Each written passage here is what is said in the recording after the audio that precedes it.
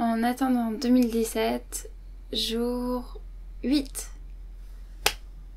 Je vais essayer de te parler, on va voir ce que ça donne, mais d'anxiété, des paniques attaques, comment est-ce qu'on dit, des crises d'angoisse. Et on va voir ce que ça donne, parce que c'est la première fois que j'essaye d'en parler comme ça.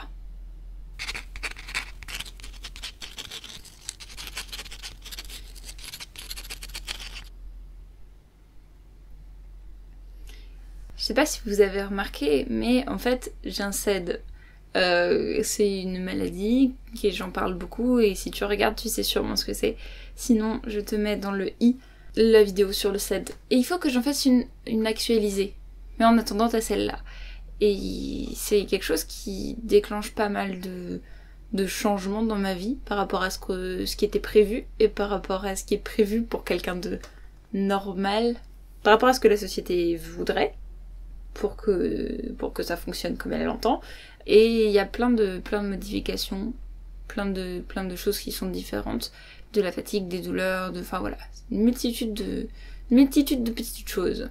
Il y a quelque chose qui s'amplifie depuis peut-être 1 an et qui touche, je sais, beaucoup de gens. Je veux parler de l'anxiété et des états anxieux et aussi des comment ça s'appelle?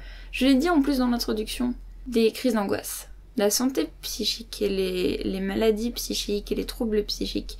En fait, tu as le physique, qui est tout ce qui est physique, le mental ou cognitif, qui est ce qui affecte les capacités cognitives, et tu as le psychique. Un exemple par exemple de trouble physique, de handicap physique, ça va être il te manque une jambe, ou alors ton corps arrive pas à tenir quand tu soulèves quelque chose, ou enfin voilà, ça va toucher directement le corps.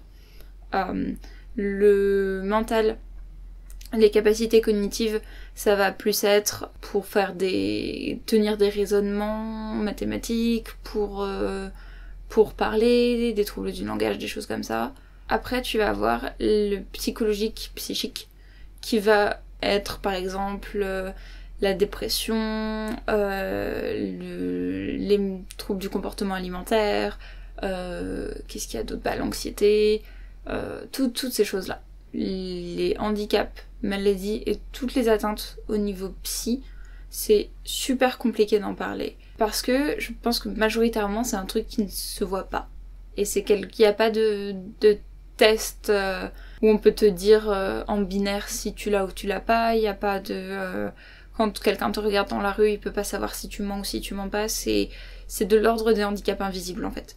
Comme les handicaps physiques invisibles, les gens ont tendance à pas beaucoup te croire et à remettre ta parole en doute et à te questionner plus là-dessus.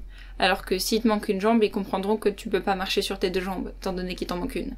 Mais par contre, si tu fais des crises d'angoisse quand t'es dans des endroits bondés, et ben là, ils comprendront pas. Parce que eux, ils y arrivent à être dans des endroits bondés, donc ils se projettent, ils se disent on a l'air d'être le même genre de personne, et ils comprendront pas.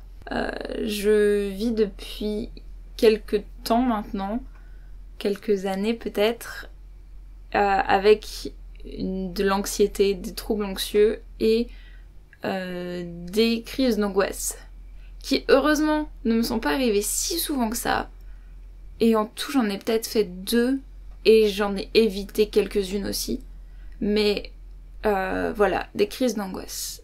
Et avant, quand j'en avais pas encore vécu, je voyais ça de loin comme quelqu'un qui avait très peur d'un coup et que ça devait pas être cool, mais ça allait, et puis que tu pouvais rationaliser, et que c'est des situations dans lesquelles tu peux, à force de rationaliser, aller mieux et te calmer, et que voilà, c'est pas cool, mais bon, dans ma tête, si on me proposait d'échanger entre un trouble anxieux avec des crises d'angoisse régulières et le CED, forcément j'échangerais parce que les douleurs, parce que tout ça.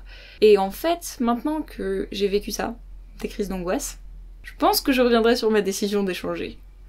Pour moi, et ça peut être différent pour énormément de personnes aussi, et si jamais tu as des expériences par rapport à ça, des remarques à faire par rapport à ce que j'ai dit aussi, concernant notamment la distinction physique, cognitif et psy, vraiment, laisse un commentaire et je mettrai dans la description s'il y a des choses à changer ou quoi. Ça peut être différent pour plein de personnes en fait. Et entre les personnes qui ont le même trouble, ça peut ne pas s'exprimer pareil et ne pas se ressentir pareil. Et surtout que ce qui est compliqué avec ça, c'est que tu as quelque chose qui t'atteint, qui va être la même chose pour plusieurs personnes, sauf que la façon dont ça va t'atteindre va pas être la même, la façon dont tu vas le ressentir va pas être la même, et la façon dont tu vas en parler après va pas être la même. Et après la façon dont les autres le comprennent. Ce qui fait à peu près 4 niveaux sur lesquels ça peut changer un petit peu.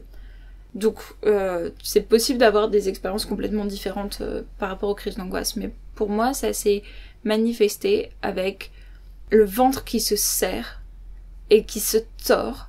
Je suis incapable de faire des choses, je m'effondre littéralement, physiquement j'ai du mal à respirer, je suis obligée de me concentrer très fort pour respirer, j'ai plus rien dans ma tête et j'ai vraiment une peur incroyable qui m'envahit, alors que les fois où ça m'est arrivé, j'étais pas en danger de quelle façon que ce soit, c'était un peu de stress, c'était un peu de... Enfin voilà, c'est parfois ça arrive.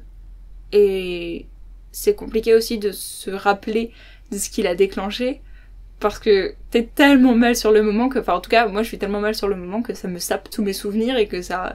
Enfin vraiment, c'est une sorte de gros trou noir qui aspire. Et je me dis que si je fais une vidéo pour dire ça, c'est pas pour dire au... Enfin, c'est le but, c'est pas tant de dire hey, salut, regardez, je fais des crises d'angoisse et je fais de l'anxiété et ça peut expliquer des comportements bizarres, bonjour. Je le fais, mais pour moi c'est pas le but premier. Le but premier c'est d'ouvrir peut-être une discussion et de dire bah voilà, c'est possible d'en parler et c'est pas quelque chose dont on doit être honteux ou honteuse, c'est pas quelque chose qu'on peut contrôler, vraiment c'est pas honteux. C'est pas honteux et c'est réel. Ça arrive vraiment. Si jamais t'as des expériences à partager là-dessus, n'hésite surtout pas en commentaire. Et des articles aussi, ou des... Enfin vraiment, je suis très intéressée par tes retours. J'espère que ta journée va bien se passer. Prends bien soin de toi et de tous ceux que tu aimes et de toutes celles que tu aimes. Souris aux gens dans la rue si t'es à l'aise avec ça. Et puis, à tout bientôt. À demain! À demain!